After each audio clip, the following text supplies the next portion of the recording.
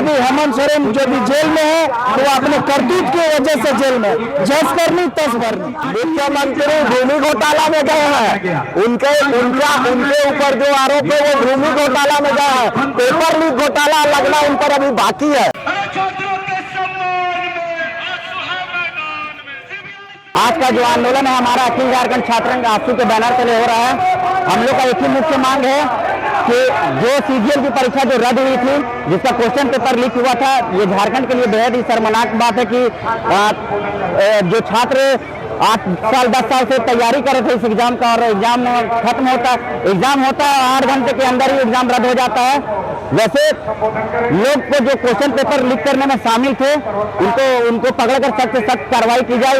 और जो भी इसमें ऐसा नहीं है कि जो अभी जो लोग सामने आ रहे हैं वो एक मोहरा है, लेकिन इसके पीछे कहीं ना कहीं बड़े बड़े मगरमच्छ और सत्ताधारी दल के भी लोग शामिल है।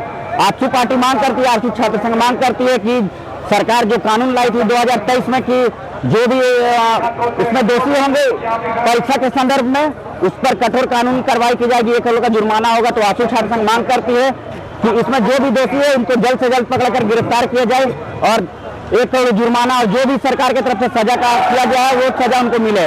सीजीएल परीक्षा में हुई धांधली को लेके हम लोग आज 1 दिवसीय धरना प्रदर्शन के माध्यम से ये जो सरकार 2 जो चला रहा है उसको चेतावनी देने आए हैं कि जिस तरीके से हमने मेरा इस बार सीजीएल का एग्जाम का पूरा तैयारी करने के बाद धनबाद सेंटर दिया था सर, हम लोगों ने सेंटर में जाकर देखा कि रेलवे स्टेशन में कहीं सोने का जगह नहीं है, बस स्टैंड में कहीं सोने का जगह नहीं है, किसी होटल में जगह नहीं है सोने का। विभिन्न जिलों से यहाँ की मेरे पिताजी के उम्र के लोग भी आज इस एग्जाम में शामिल हुए, ये सोच के कि हमें कहीं ना कहीं नौकरी मिलेगा और एक उज्जवल भविष्य का उन लोग जो सपना देखा था उसको साकार होगा। इस आकांक्षा और इस इच्छा को लेके उन्होंने एग्जाम देने गया था और मैंने देखा कि शौचालय के लिए लाइन लगी हुई है और 7 बजे एग्जाम है। पानी का बोतल ले लेके एक छात्र बरस कर रहा है, कोई दतुन कर रहा है और उस जगह पर एग्जाम देके और घर भी नहीं पहुंचा है। और सुनने में आता है कि हम लोग का जो सीजीएल का एग्जाम है वो रद्द हो गया। तो ऐसी निकम्मी सरकार आज जेल के अंधकार में जो सड़ रहा है वो बोलता है न्याय चाहिए, तो जो अन्याय करेगा उसके साथ न्याय कैसे होगा? ये तो जायज है। और जो सरकार 2 अभी आई है वो भी है उसी तरह का जो है माहौल को युवा के साथ छलने का काम कर रहा है। जिस तरीके से यहाँ कोई सेफ नहीं है, न महिला है, न किसान है, न युवा है।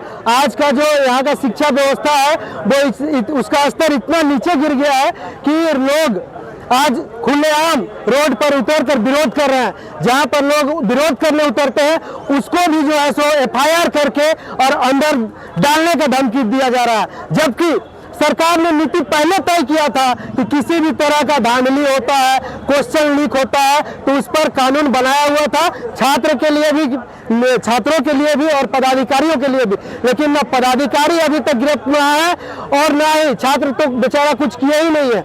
लेकिन जो सीजीएल परीक्षा पेपर को लीक किया उसके लिए हमारे माननीय और आदरणीय केंद्रीय अध्यक्ष जी को मैं धन्यवाद देना चाहता हूं, जिन्होंने सदन में मुखर होकर इन बात को रखा, छात्रों का आवाज को बुलंद किया और आज हम लोग रोड पर उतरकर मांग कर रहे हैं। तो जाकर के 6 तारीख को सीआईटी का गठन किया, लेकिन हम लोगों का इससे खुशी नहीं हुआ है, हम लोग खुश नहीं है। हम लोग चाहते हैं कि एक सीबीआई जांच हो इस पर और जो भी पदाधिकारी इसमें संलिप्तता में पाई जाएगी उसको कड़ी से कड़ी सजा दी जाएगी। झारखंड सरकार ने जो जेपीएससी और जेपीएल का जो एग्जाम करवाया उस एग्जाम में पेपर लीक हुआ और उस पेपर लीक में राज्य सरकार अपने मातहतों से एसआईटी जांच करवाकर और कह रही है कि हम सभी लोगों को गिरफ्तार कर लिए, जिसे छात्र और आजसू छात्र संघ नहीं मानती है।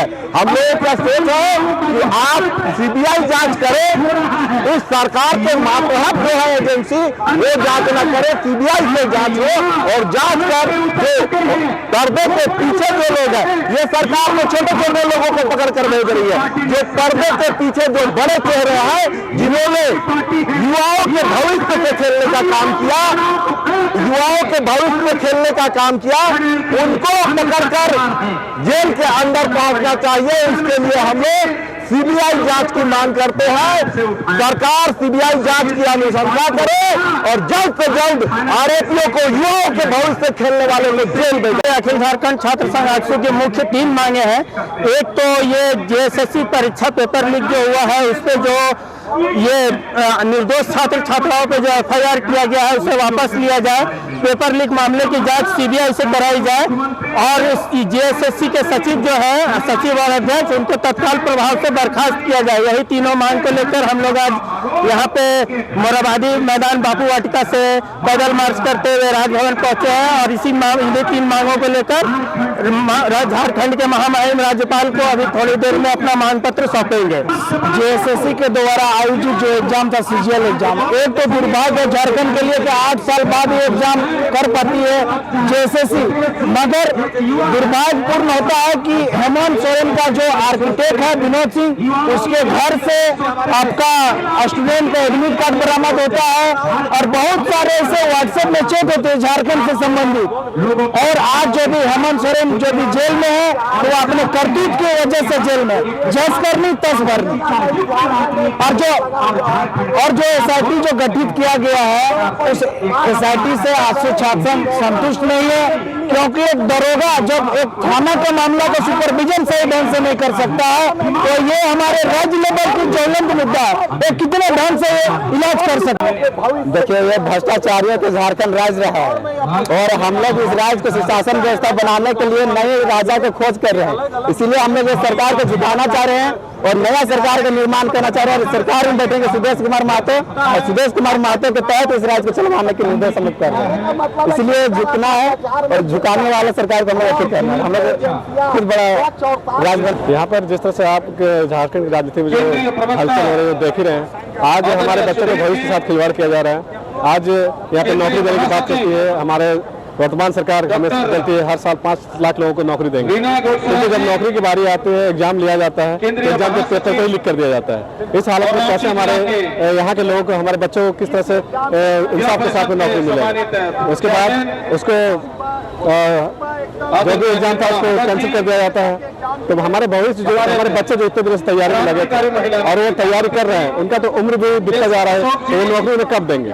और उसके बाद भी लगातार बच्चे अपने भविष्य के लिए तैयारी के लिए हमेशा, जब से ये बात सामने आया है, माननीय श्री सुदेश महतो जी ने सदन में बात को उठाया, सरकार को झुकना पड़ा। सरकार के सामने कोई जवाब नहीं था।